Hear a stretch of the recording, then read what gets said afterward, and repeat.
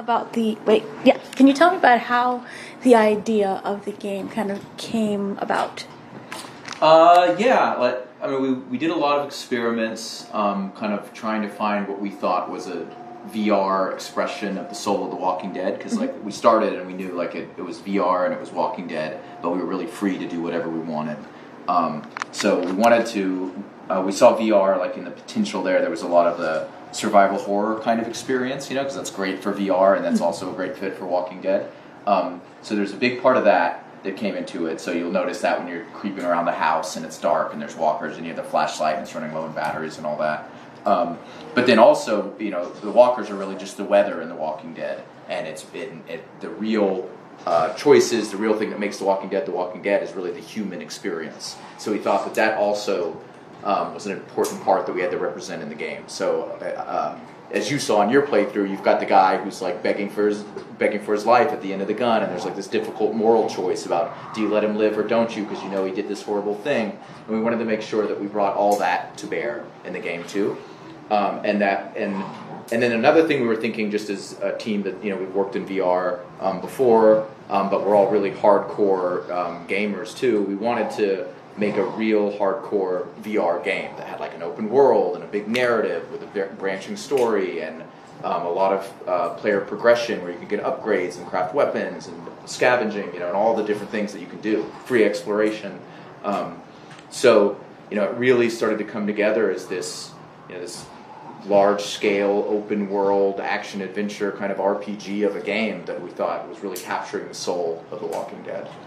So when it comes to development, is it story first or kind of the action, everything that you can do, the tasks? We focus on gameplay first, but it's kind of I don't think one always has to go before the other. Right. For instance, we're able to focus on a lot of the moment-to-moment gameplay and focus on the story development at the same time. So, the physicality of how you use a gun or what it's like to actually sink a knife in a walker's head and how stamina and health works. A lot of that's able to be developed, independently of the story. So we're kind of able to take both those tracks and develop them together.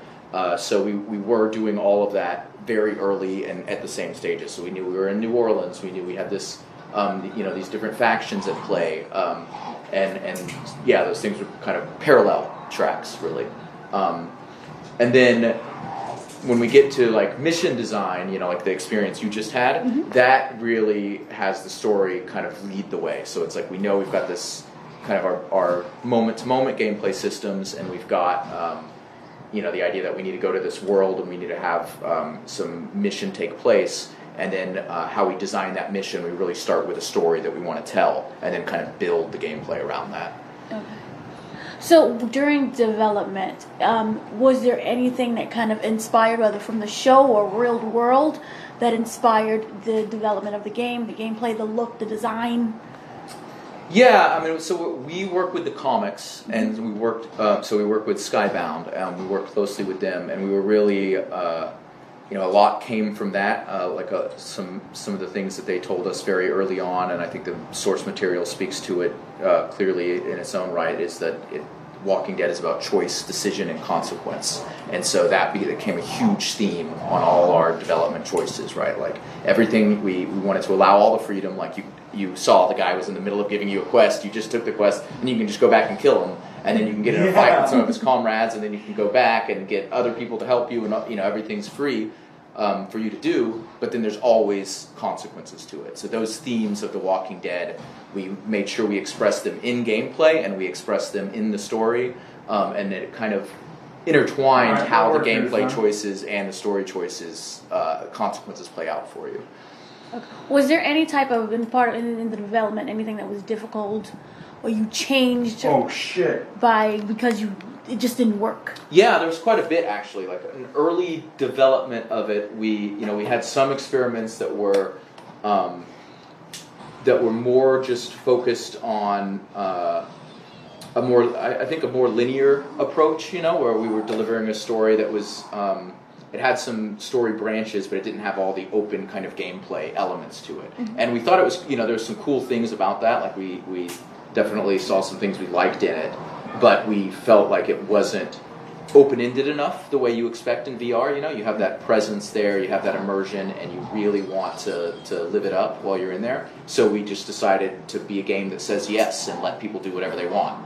And as we realized that, as we kind of unchained the player, we saw all these opportunities. You know, it was a real design challenge, but we realized it was worth it, and we embraced that. Now, in terms of the weapons, what kind of inspired you guys to put the weapons that you do use in that game? Was it just an onslaught of ideas, certain things from the show, the comics, something you thought would just be fun? Yeah, so a lot of the weapons some of them were kind of built around just things that we thought would be cool in terms of like, oh, this is like a really cool. It looks very homemade, right? We wanted that. We wanted everything to kind of speak to this idea of scarcity, right? And that you're living on the edge of subsistence throughout the whole game, and like everything you find matters. So you're always scavenging all those things that you find out in the world, putting them in your backpack and bring them back. And those are the things you're breaking down to make these weapons. So every weapon kind of needs to look gnarly and kind of homemade like that. So we designed things around that. But then also, we have, like, for the melee weapons, for instance, we have class of weapons, like there's the shiv and the knives, these kind of small, really quick weapons that are great for close-up. They're also great for throwing. But then we also have the two-handed weapons, which are heavier, like the axe or the nail bat or something like that, which are really good with the two hands and keeping guys at distance. But if they start to close in on you, then you get in trouble and you have to push them back, and then maybe then you want to drop your axe and switch to your side knife. And then... we wanted to do kind of similar things with the guns. So you'll notice the guns are kind of banged up, and sometimes you find broken guns, and you have to salvage them and repair the guns back at your base. So everything kind of is really worn. Nothing's shiny, nothing's polished, nothing's new. Everything's got kind of a handmade touch to it. And what do you want gamers to take away from this? After they play it? Yes. We think anybody who's a big fan of The Walking Dead or a fan of the survival, zombie apocalypse, horror genre in general, kind of has this idea in their head about what they would do if the apocalypse happened, and this is the choices they'd make and how they'd survive, and that, you know, they would be really nice or they would be the really cruel guy. We want players to come in there and feel like they're able to make the choices that they would make, and kind of live out that fantasy, but then also be surprised by who it reveals them to be. So, like, are you as generous as you thought you would be when you're low on food and it might get you killed to give your last bit of food away? You know, are the choices as easy as you thought you'd be when you've got this guy who did this horrible thing and other people are telling you to kill him, but then at the same time he's unarmed and he's begging for his life, right? Like, so that's really this theme of, like, who are you? And what we want players to take away is you might not be who you think you are. And when you come out of this game, maybe you know a little bit more about yourself than you did when you started. Thank you. Thank you very much. I like that.